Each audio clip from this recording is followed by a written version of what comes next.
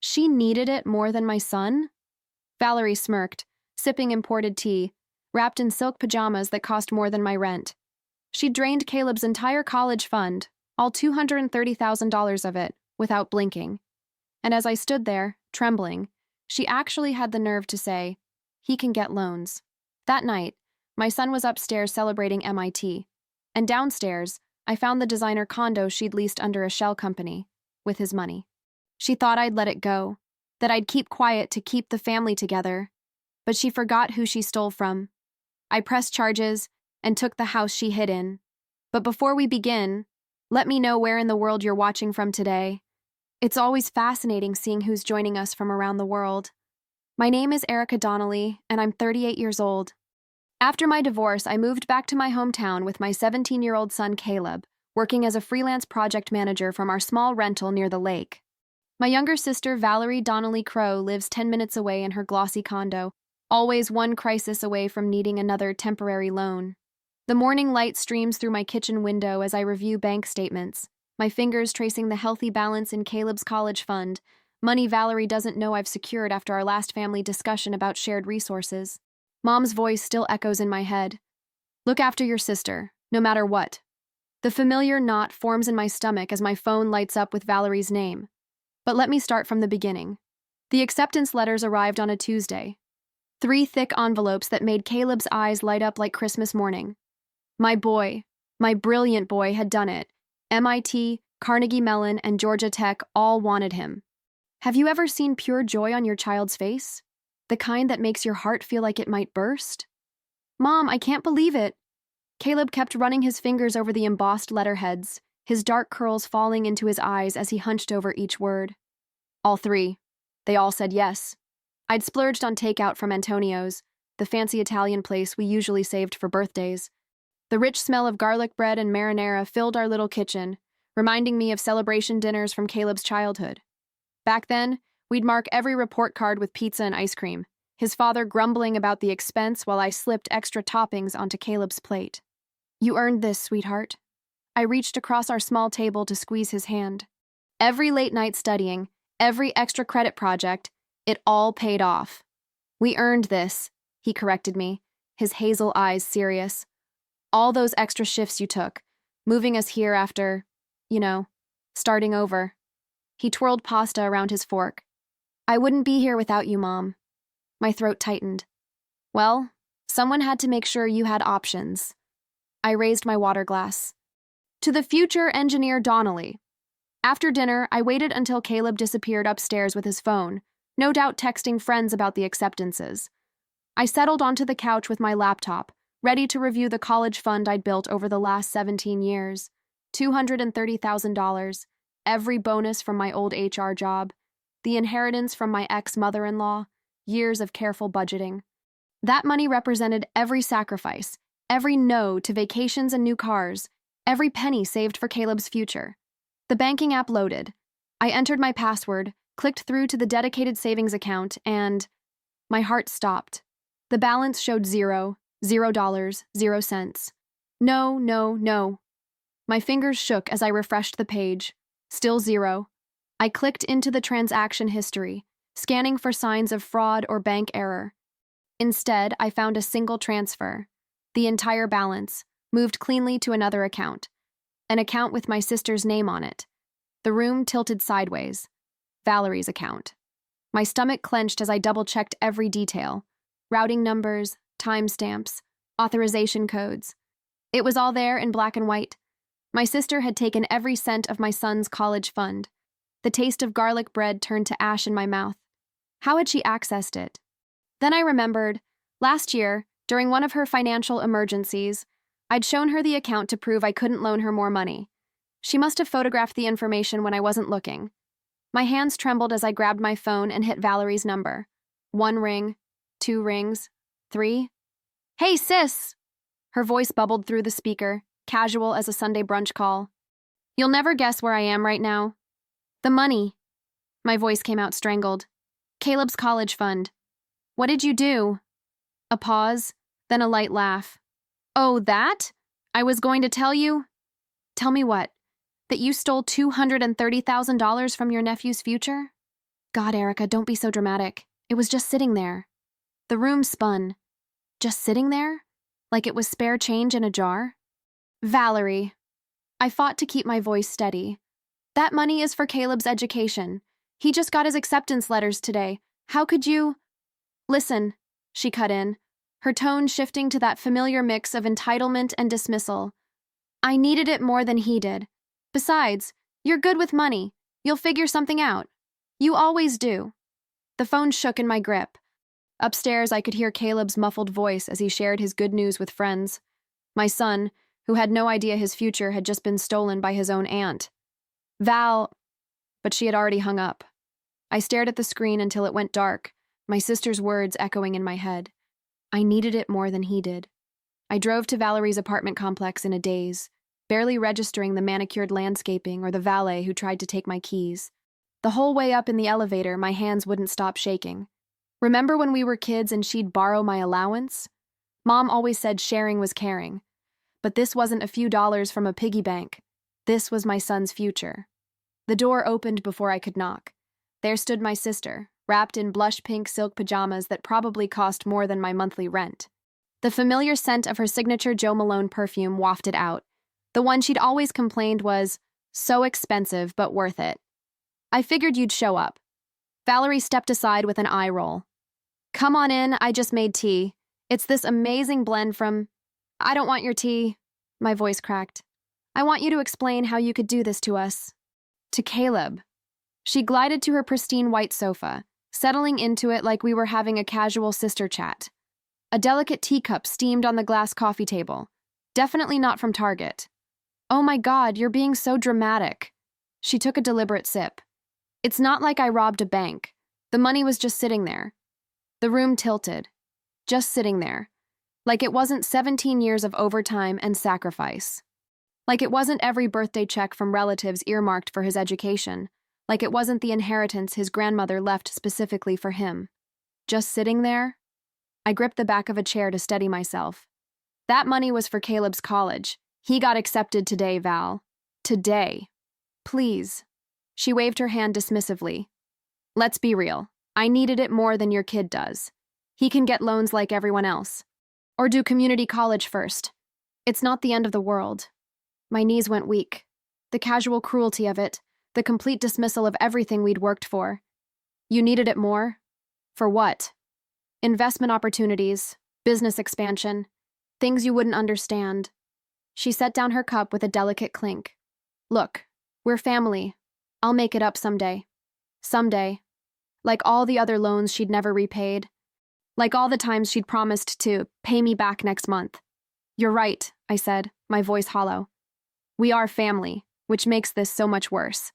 She huffed. You're being ridiculous. It's not like you can't start over.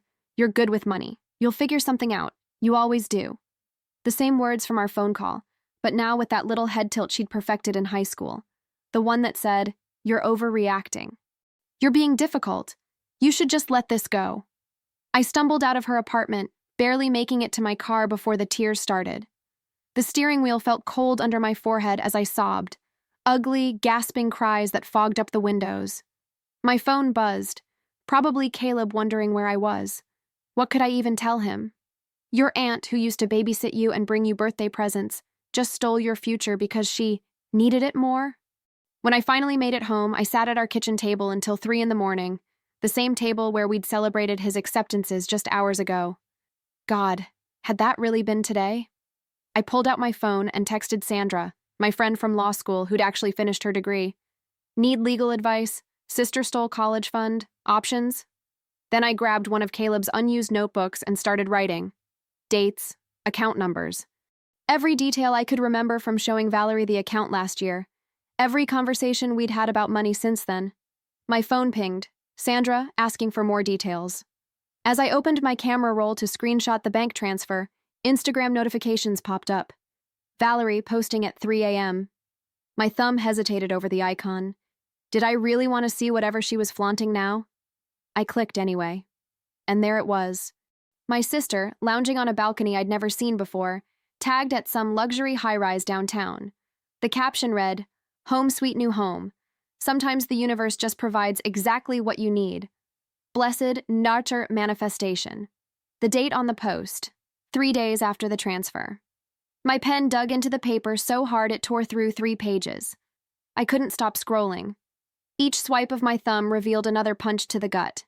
There was Valerie at the Ritz-Carlton spa, wrapped in a fluffy white robe, cucumber slices on her eyes.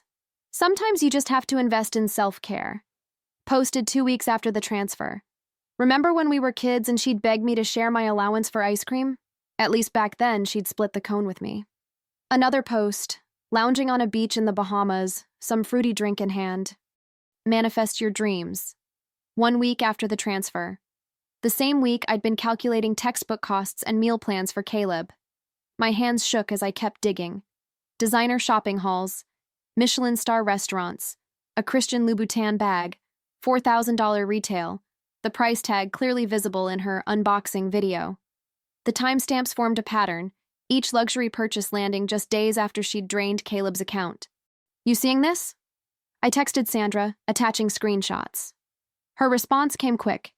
Keep collecting evidence and check property records. I pulled up a background check site I'd used for work screenings. Valerie's name yielded the usual hits. Old addresses, that short-lived marriage she never talks about. But there was something new. An LLC registered 3 months ago. Wellness Ventures International. Weird.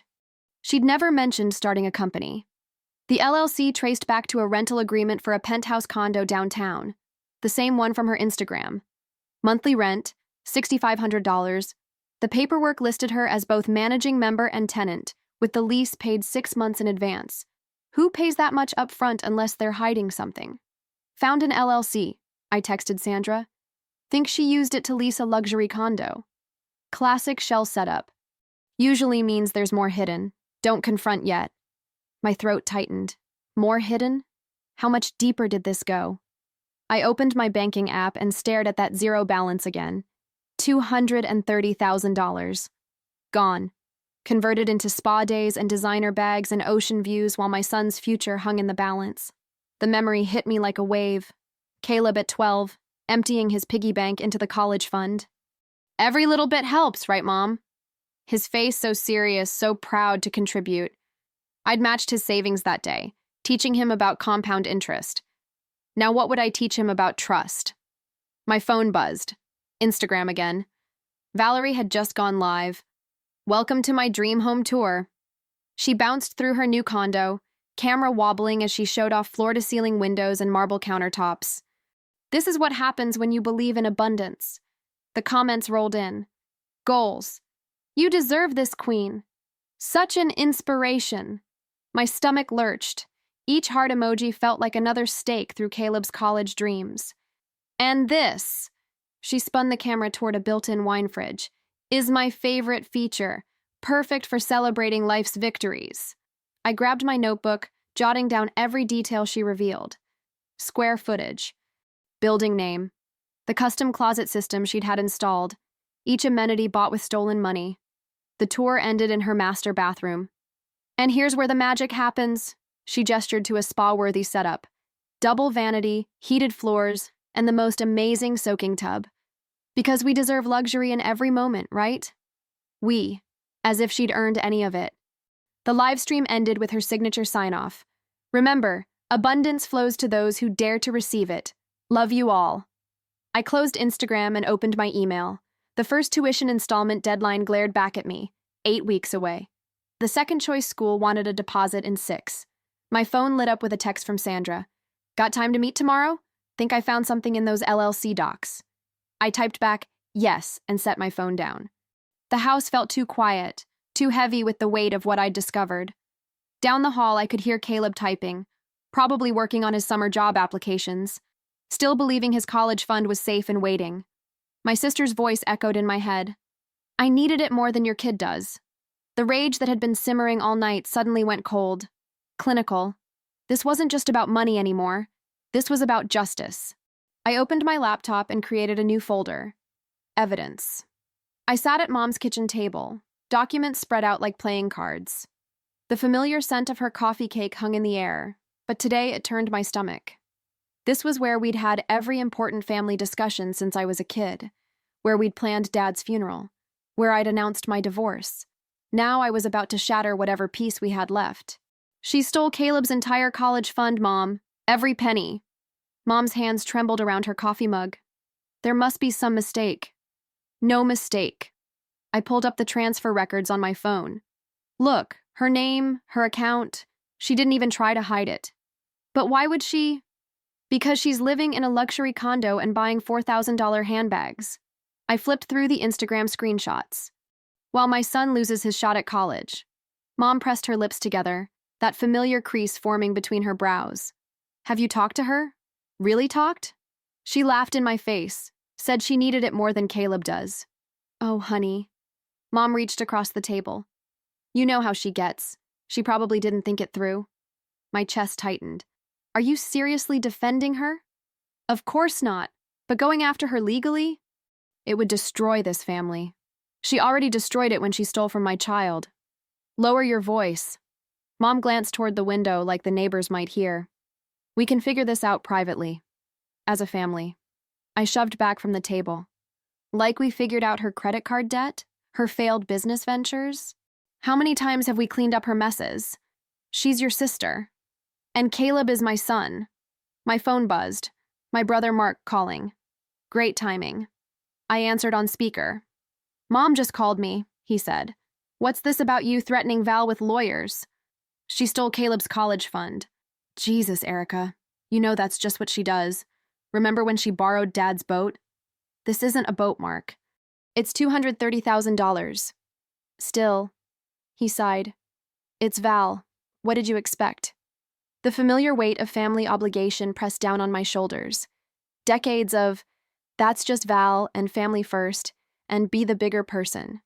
Even Caleb, sweet kid that he was, tried to play peacemaker when I got home. Maybe if we all sat down together?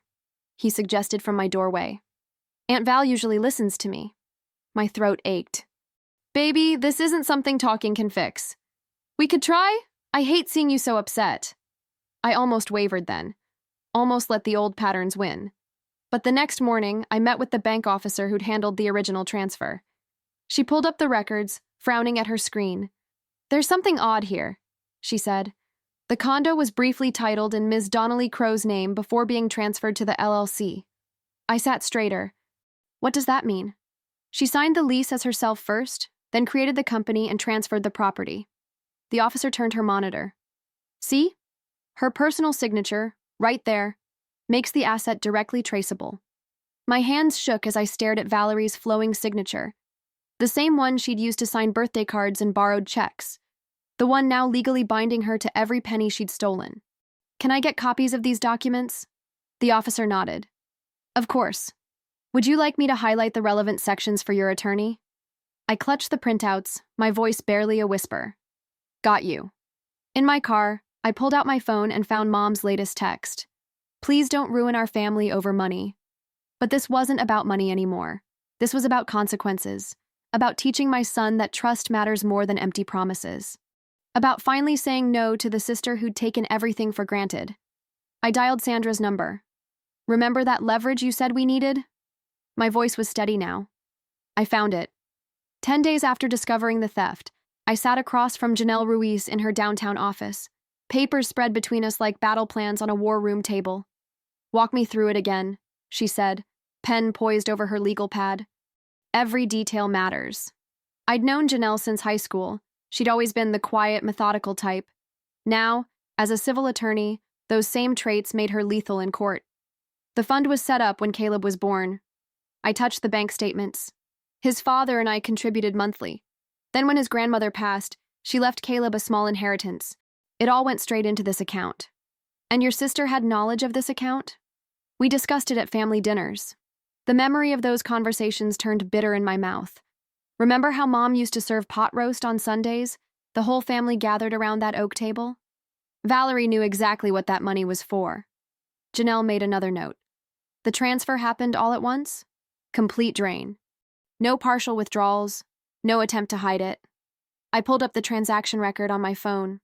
But here's where it gets interesting. She leaned forward as I explained about the condo lease, the LLC transfer slip-up, the trail of luxury purchases. Her eyebrows lifted slightly, the most emotion I'd ever seen from her. She made this almost too easy. Janelle shuffled through the bank documents. The condo title alone gives us grounds for asset seizure. How fast can we move? Criminal charges first. That freezes her accounts. Then we file civil action for recovery. She checked her calendar. I can have everything ready by Thursday. My stomach clenched. Tuition's due in 10 weeks. Then we don't waste time. She pulled out a fresh form. Let's start with the formal complaint. For the next 2 hours, we documented everything. Every transaction, every Instagram post, every text where Valerie brushed off my concerns. The stack of evidence grew higher, each page another nail in my sister's coffin of consequences. One more thing. Janelle's voice was careful. This goes public the moment we file. Are you prepared for that? I thought of Mom's pleading calls, Mark's dismissive sighs, even Caleb's hopeful attempts at peacemaking. The weight of 32 years of family first pressed down on my shoulders. Do it, I said. File everything. Back home, I created a countdown on my phone. 70 days until tuition was due. The numbers glowed like a threat. My phone buzzed with an Instagram notification. Valerie had posted again, a poolside shot of her in some ridiculous designer bikini. The caption read, "No stress, just vibes," complete with a geotag from some exclusive resort. My hands shook so hard I nearly dropped the phone. There she was, lounging in the sun, probably sipping overpriced cocktails bought with my son's future. While I sat here counting days and dollars, drowning in legal paperwork. The rage must have shown on my face because Caleb poked his head into my room. You okay, Mom? I forced a smile. Just tired, babe. He lingered in the doorway. I saw Aunt Val's post. Yeah. I locked my phone. Me too. It's weird, he said quietly. How she's acting like nothing's wrong. Before I could respond, my phone rang. An unknown local number. I almost ignored it, but something made me answer. Is this Erica Donnelly? A woman's voice, crisp and professional. This is Sarah Chen from the Herald Tribune. My throat went dry. Yes? We've received information about a civil suit filed today regarding the theft of a college fund. Would you care to comment? I caught Caleb's wide-eyed look from the doorway. The countdown app still glowed on my phone. 70 days, 4 hours, 23 minutes. Actually, I said, I would. Sarah Chen's article hit the Herald Tribune's website at 6 a.m. sharp. I was already awake, nursing my third cup of coffee, when the notification pinged. The headline made my hands shake. Local woman accused of stealing nephew's college fund. Sister files criminal charges. You know that moment when you cross a line and can't step back? That's what seeing it in print felt like. The article was detailed, professional, devastating. Sarah had done her research, citing court documents and including snippets from our interview. She'd even tracked down Valerie's business associates for comment. My phone started buzzing around 8 a.m. First came the text from Mark. Did you really have to go public? Delete. Then Mom. How could you do this to your sister? Delete. But the third call, that one I answered. It was from Patricia Walsh, VP of Human Resources at Meridian Wellness, where Valerie worked as a lifestyle consultant. Mrs. Donnelly? Her voice was clipped, corporate. I'm calling to verify some information regarding your sister, Valerie Donnelly Crowe. I remembered the taste of burnt coffee in my mouth as I answered her questions. Yes, the charges were real. Yes, I had documentation. Yes, the amount was correct. Thank you for your candor, Patricia said. This information will be handled appropriately. By noon, Valerie's company email returned an auto response. This account is no longer active. Just like that, her carefully curated career image crumbled. Mom called again, and again, and again. I let it go to voicemail each time, but finally listened to the last one while sorting through more legal papers. Erica, your sister is hysterical. She just called me sobbing. They fired her. Over a family matter. How could you let this happen? Call me back right now. The old guilt tried to surface, but I pushed it down. Instead, I opened my email to find something unexpected. A message from Luxury Heights Property Management. Dear Ms. Donnelly, this letter serves as formal notification that the lease agreement for Unit 1205, currently held through Blue Sky Holdings LLC, is being terminated due to material breach of contract and pending legal proceedings. I forwarded it to Janelle, my hands steady now. She replied within minutes. Perfect timing. Civil court just approved our lien request. The condo's locked down. Remember when we were kids, and Valerie would throw tantrums until she got her way? Mom would always say, "Just let her have it, Erica. You're the big sister." The memory tasted like defeat, but not anymore. My phone lit up with Valerie's face, the first direct contact she'd tried since this started. For a second, I saw her as she used to be, my baby sister, pigtails askew, asking me to fix her scraped knee. I declined the call. Instead, she sent a text. "They're kicking me out. You have to stop this now." Then another. "I can't believe you do this to your own sister." And finally, "Mom's right, you're being vindictive. This isn't about the money anymore." But it was about the money. Every penny of it. Every dream it was meant to fund. Every sacrifice that went into saving it. The doorbell rang. I opened it to find Mom on my porch, her face flushed with anger. "We need to talk." "No." I kept my hand on the door. "We don't. Your sister has nowhere to go." Her voice cracked. "Her job, her home. You've taken everything." I thought of Caleb's acceptance letters, still pinned to our fridge. "No, Mom. She took everything first. I'm just taking it back." "She's family. So is my son." I met her eyes. "Or did you forget about him while you were defending her?" Mom stepped back like I'd slapped her. Maybe in a way I had. 32 years of enforced loyalty, shattered in one morning news cycle. My phone buzzed again, Janelle's office. The email subject line read, "Civil Court Update, Asset Seizure Approved." I closed the door on Mom's protests and opened the attachment. There it was in legal language. The court had frozen all of Valerie's assets, including the condo. Everything she'd bought with Caleb's money was now under judicial control. The countdown app on my phone showed 69 days until tuition was due. But for the first time since this started, the numbers didn't feel like a threat. They felt like a promise. My heels clicked against the marble lobby floor of Luxury Heights as I followed Martin, our court-appointed property manager, toward the elevator. Janelle, my lawyer, walked beside me reviewing paperwork on her tablet. The security guard nodded. They were expecting us. "Remember," Janelle murmured, "we're here to document and secure, not settle scores." I forced a tight smile. Easy for her to say. She hadn't spent 3 decades cleaning up after Valerie's messes. The elevator dinged at the 12th floor. My stomach lurched, and not just from the altitude. How many times had Valerie posted selfies from this hallway? Luxury, living blessed. Every caption now felt like a personal taunt. Martin used his master key. The door swung open to reveal Valerie's dream space. All white furniture, brass accents, and floor-to-ceiling windows overlooking downtown. The view alone probably cost more than my monthly mortgage. "We'll start with photos," Martin said, pulling out his camera. "Then inventory." I wandered into the kitchen while they worked. Everything was pristine, barely used. A $900 coffee maker still had its manual sitting next to it. The fridge held nothing but La Croix and fancy yogurt. My phone buzzed. Valerie's name lit up the screen. "I hope you're happy, tearing your own sister down." Delete. "Mrs. Donnelly?" Martin called from the master bedroom. "We need you to verify some items." The bedroom was what you'd expect. More white everything, plus a vanity that looked like an Instagram set. Shopping bags stuffed in corners, tags still attached. Each one felt like another knife in my back. You know that weird thing that happens when you're in someone's space without them? How every object seems to hold a story. The half-empty perfume bottle, the tangled jewelry on the nightstand, they all screamed Valerie. My baby sister, who'd once borrowed my clothes without asking and returned them stained. Who'd borrowed my prom date, too. Who'd always gotten away with everything because that's just how she is. Not anymore. "There's more in here," Janelle called from the walk-in closet. Designer shoes lined one wall, handbags another, everything color-coded, everything expensive. The inventory team started photographing and logging each item. I sank onto the bed, suddenly exhausted. Remember when we shared a room as kids?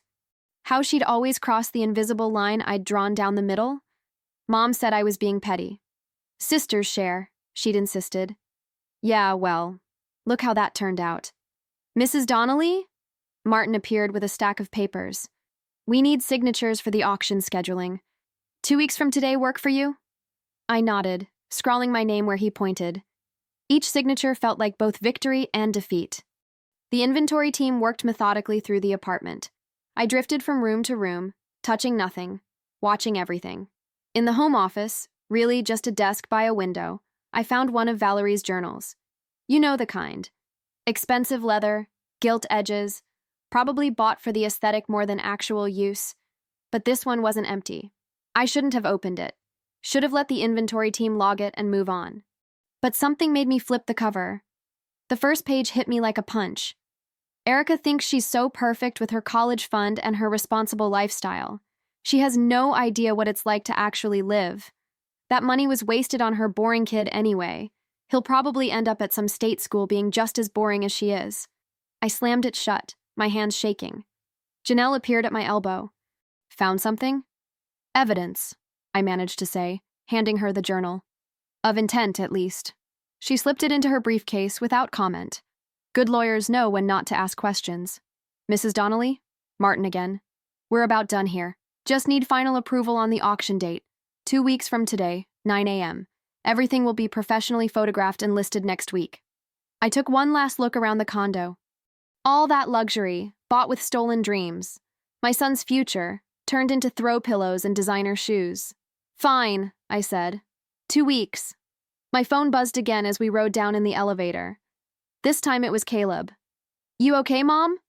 That almost broke me. My boy, still worried about me when he should be excited about college, still trying to be the adult when others had acted like children. I'm okay, I texted back. Just finishing some business. And I was. Finally, actually finishing it. The lobby doors slid open to bright afternoon sun. Behind me, a team of professionals continued documenting my sister's downfall. Ahead of me lay 2 weeks until the auction, and 10 weeks until tuition was due. I found Valerie's last text still on my screen. I hope you're happy tearing your own sister down. This time I didn't just delete it. I blocked her number. The journal's pages crackled as I turned them, each entry more disturbing than the last. Valerie's handwriting swooped and curled across the expensive paper, beautiful on the surface but toxic underneath, just like her. Erica thinks she's so responsible, one entry sneered. Always saving, always planning. It's pathetic how she acts like some kind of martyr just because she has a kid. Some of us want to actually live. My throat tightened. I flipped back a few months. Mom keeps talking about Erica moving home with Caleb. Great. Now I'll have to watch her play perfect mother up close. Whatever.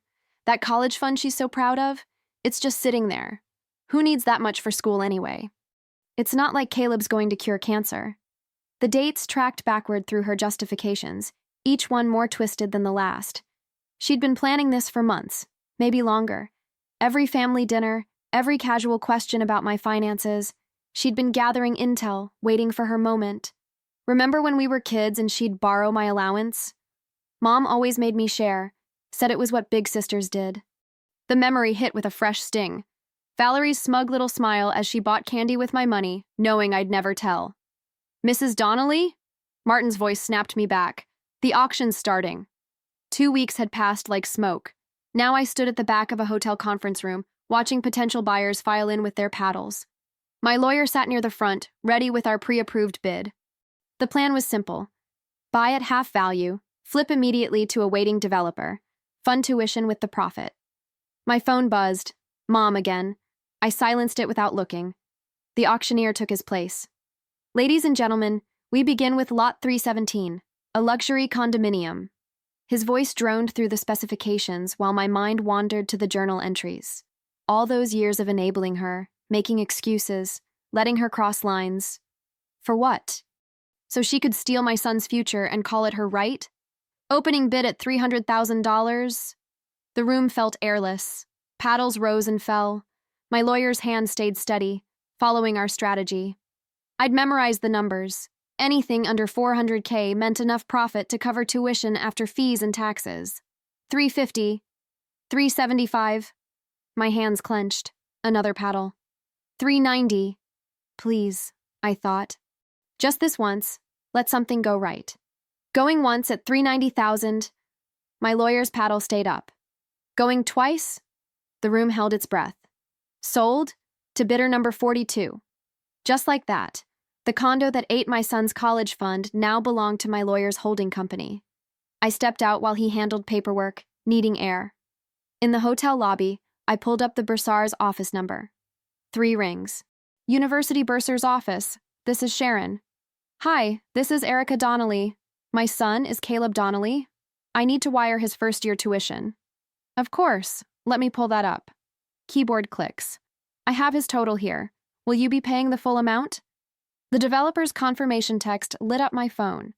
Funds transferred. Ready for disbursement. Yes, I said. The full amount. Sharon walked me through the wire instructions. I copied them carefully, triple-checking every number.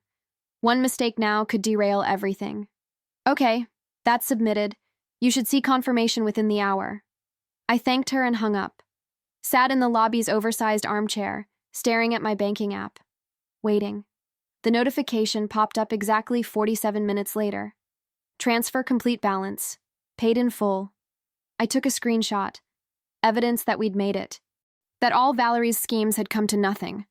My phone buzzed again, Caleb this time. How'd it go? He texted. I sent him the screenshot. 3 dots appeared, disappeared, appeared again. Finally. Mom, you did it. Yeah, I did. I got us here. Despite Valerie, despite Mom's guilt trips, despite every obstacle thrown in our path, the weight of the past few months began to lift, replaced by something lighter, something like peace. Martin found me still sitting there, paperwork in hand. Everything's processed. The developer's ready to close next week. I nodded, touching the phone screen where those beautiful words still glowed. Paid in full. I stood in Caleb's room, surrounded by piles of dorm essentials. Twin XL sheets in navy blue, his favorite color since he was 12. The same shade as the model rocket we'd built that summer after the divorce. The one that now sat collecting dust on his bookshelf. My fingers traced the cotton, remembering how he'd insisted on doing his own laundry after we moved back home. Always trying to help, to make things easier. Mom? Caleb appeared in the doorway, arms full of empty boxes from the grocery store. Where should I put these? Just drop them anywhere. I gestured at the organized chaos around me, though honestly, I'm not sure how we're fitting 18 years into cardboard boxes. He laughed, that warm sound that always reminded me of wind chimes. Pretty sure I can leave some stuff here? You know, for breaks and stuff. My heart squeezed. Of course he'd try to comfort me, even now. I busied myself folding towels, hiding the sudden moisture in my eyes. Remember when bath time meant 15 rubber ducks and enough splashing to flood the bathroom? Now here I was, packing him industrial-strength shower shoes for communal bathrooms. Hey. Caleb's hand touched my shoulder. You okay? I turned, really looking at him. When did my baby get so tall? Just proud of you, that's all. He pulled me into a hug, gangly arms wrapping around me like they had 1,000 times before. I knew you'd fix it, Mom. You always do. The words hit differently now, weighted with everything we'd been through. I squeezed him tight, then stepped back before I could completely lose it. Okay, enough mushy stuff. Help me sort these notebooks. We worked in comfortable silence, organizing supplies into categories. New pens in their plastic packaging, pristine spiral notebooks, waiting for freshman wisdom, a laptop sleeve I'd splurged on, because some things were worth the extra expense. I need to run one last errand, I told him once we'd filled 3 boxes. Back in an hour? He nodded, already absorbed in deciding which posters to pack. The drive to Valerie's, no, the developer's condo felt surreal, like visiting a battlefield after the war's end. I parked in what used to be her spot, noting the empty windows above. The property manager had given me clearance for one final walkthrough before the sale closed. My footsteps echoed in the bare space. Amazing how different a place could look without all the trappings of stolen luxury. No more designer throw pillows or overpriced art prints. Just clean lines and empty corners. I pulled the frame from my bag. Simple black, nothing fancy. Inside, Caleb beamed at the camera, acceptance letter held high. His future, captured in glossy AX10. I'd taken it the day the first envelope arrived, before everything imploded. Before I knew what Valerie had done. The granite counter stretched empty and cold. Perfect spot for a message that needed no words. I positioned the frame carefully, angling it toward the door where she'd have to see it during final inspection. Not out of spite. Okay, maybe a little spite, but mostly as a reminder. This is what you gambled with. This is what you lost. A car door slammed outside, then another. I glanced through the window and saw them. Two guys with cameras climbing out of a sedan. The local news vultures must have gotten wind of the sale closing. Well, wasn't that fitting? Let them document the final act. Let them show the world exactly what happens when you steal from the wrong person. I took one last look at the photo, at my son's bright smile, full of dreams and possibilities. Everything Valerie had tried to take, everything I'd fought to protect. The frame sat perfectly centered, impossible to miss. Cameras started clicking before I hit the lobby. Flashbulbs popped as I walked to my car, head high. No comment needed. The story would tell itself. Ms. Donnelly, any response to your sister's bankruptcy filing? Is it true the condo sale covered your son's tuition? I slid behind the wheel, letting their questions bounce off tinted windows. In my rearview mirror, more reporters pulled up, drawn by the crowd. The notifications started as a trickle, then became a flood. My phone buzzed so constantly I had to silence it, watching the screen light up every few minutes with new alerts. Sister betrayal was trending. Someone had pieced together Valerie's Instagram timeline against the court documents, creating a damning before and after collage that went viral. You know how social media loves a good downfall story? This one had everything: family drama, stolen dreams, and the perfect villain. My sister's carefully curated online life crumbled post by post. Remember when she claimed that Fiji retreat was from manifesting abundance? One comment read, more like manifesting theft. The thread beneath it exploded with similar revelations, each one stripped of its filtered glamour. I scrolled through my morning coffee, watching brands quietly unfollow her. The wellness companies she'd tagged religiously? Gone. Her collab partners? Vanished. Even her regular cheerleaders, the ones who'd commented, goals, sis, on every poolside photo, started deleting their old interactions. Then came the bankruptcy documents. Someone, not me, had gotten hold of the public filing and shared it online. The numbers told their own story. Massive credit card debt, multiple personal loans, and a lifestyle that had been smoke and mirrors long before she touched Caleb's money. I knew something was off, posted a former friend from her yoga circle. Always claiming abundance while dodging studio fees. Others chimed in with similar stories: unpaid bills, borrowed clothes never returned, small loans that added up to a pattern. Remember those chain letters we used to pass around in middle school? The ones that promised bad luck if you broke the chain? This felt like that, but with karma doing the heavy lifting. Each share, each comment, each revelation added another crack to the facade she'd built. My own inbox filled with messages I hadn't expected. Women sharing stories of family financial abuse, of siblings who'd taken advantage, of mothers who'd enabled toxic patterns. You showed me it's okay to say no, one wrote. Even to family, especially to family. On the train to help Caleb move into his dorm, a woman across the aisle kept glancing at me. Finally, she leaned over. You're that hero mom, aren't you? The one who stood up to her sister? My chest tightened. Hero? I'd just been trying to protect my son's future. But to her, to all these strangers, it meant something bigger. It meant someone finally saying enough is enough. The bankruptcy trends brought more revelations. Fashion bloggers analyzed her closet, identifying thousands in stolen fund purchases. Financial experts broke down her scheme for their followers. Even her old employer released a statement, distancing themselves from any fraudulent activity. Valerie went dark. Her Instagram stayed frozen on that last bikini photo, comments disabled but likes dropping by the hour. Her Twitter, deleted. LinkedIn, scrubbed clean. She became a ghost in a digital age, present only in screenshots and shares. The family group chat fell silent too. Mom stopped sending her usual stream of forwarded memes. My brother's wife quit posting Sunday dinner photos. It felt like everyone was holding their breath, waiting to see what would break next. Then my phone buzzed with a voicemail notification. Valerie's number. I almost deleted it without listening, but something made me press play. Her voice cracked. Gone was the smooth confidence, the practiced influencer tone. I don't know if you'll even listen to this. Everything's gone. My reputation, my followers, my whole life, just gone. A pause, heavy with unsaid things. And the worst part? I did this. I actually did this. To my own nephew. To you. I gripped the phone tighter, knuckles white against the case. They're calling me a monster online, she continued, voice breaking. But they're not wrong, are they? What kind of person steals from their own family? What kind of aunt takes her nephew's future? Another pause, shorter this time. I know sorry isn't enough. Nothing could be enough. But I need you to know. You were right.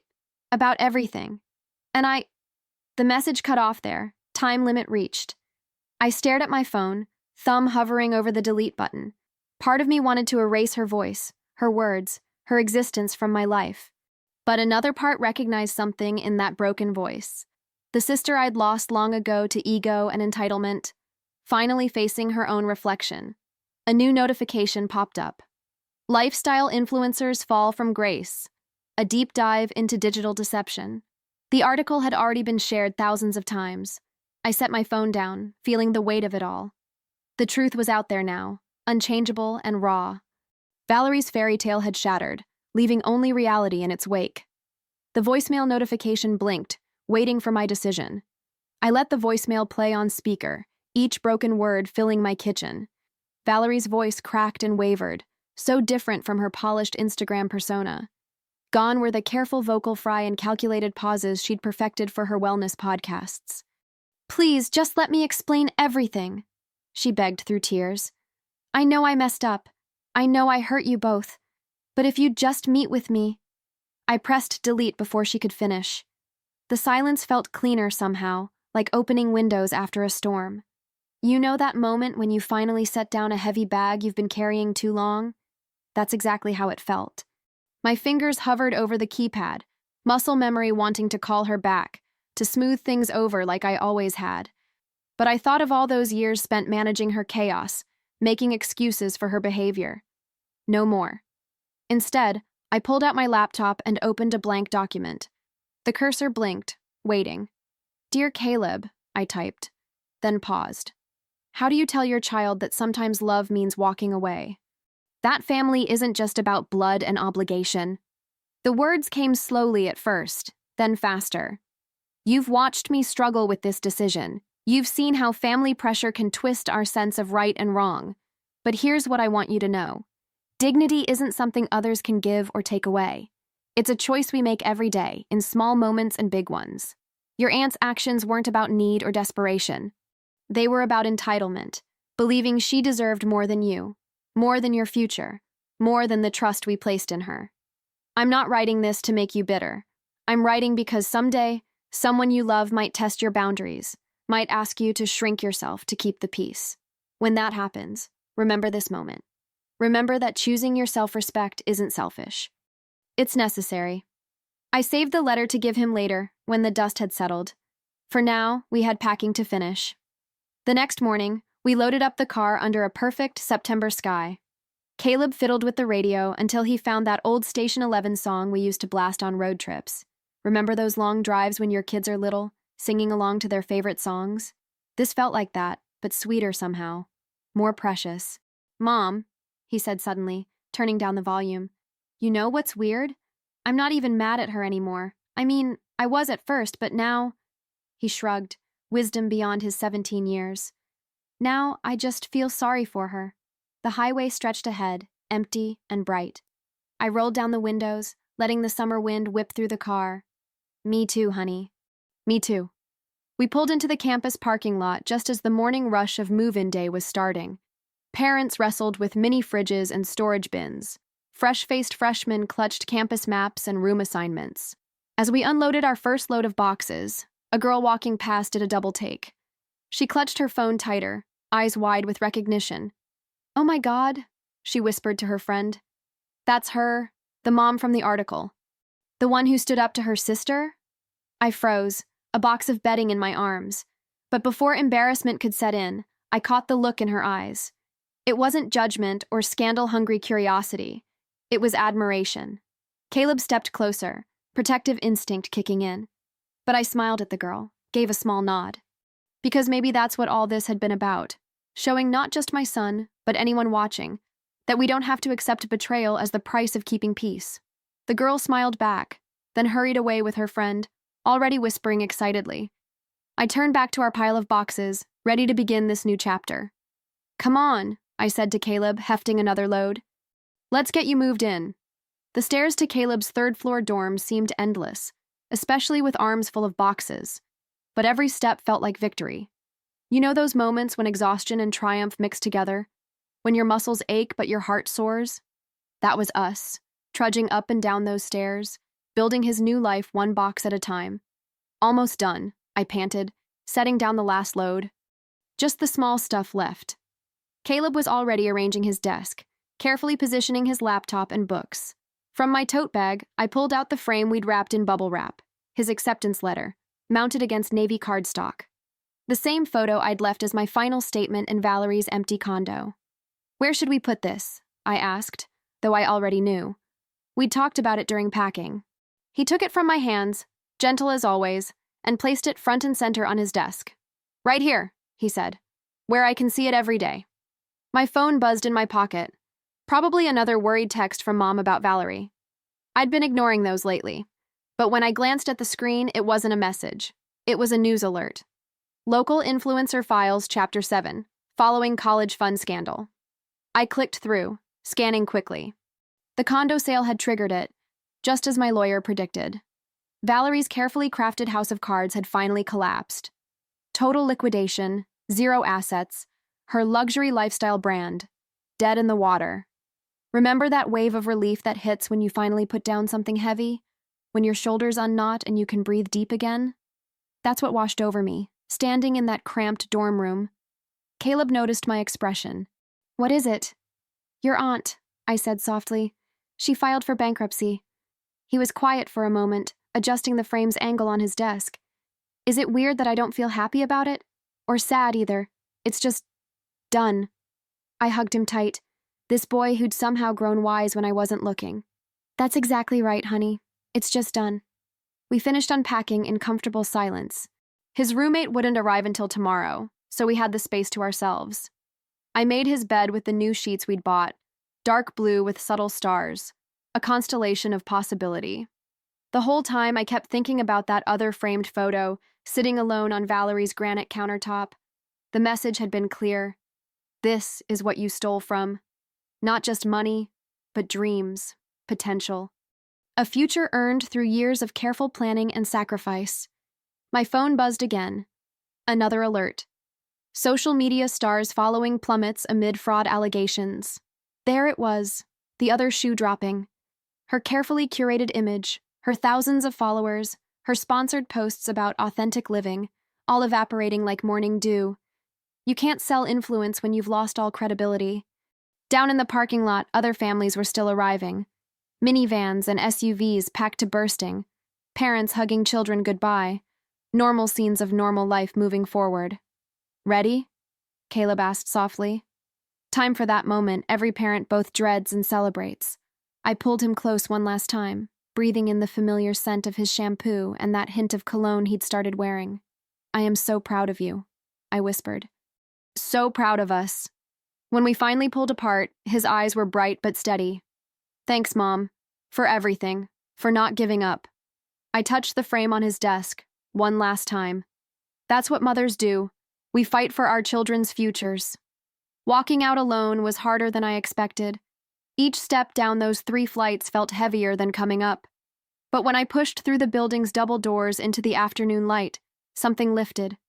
The sun caught the windshield of my car, throwing back brilliant sparks like a mirror. In that glare, I saw everything clearly. You don't steal from a mother and walk away. I believe stories like this find us for a reason. If this one touched you, please subscribe. I share a new one every day, and tomorrow's might be the one your heart's been waiting for.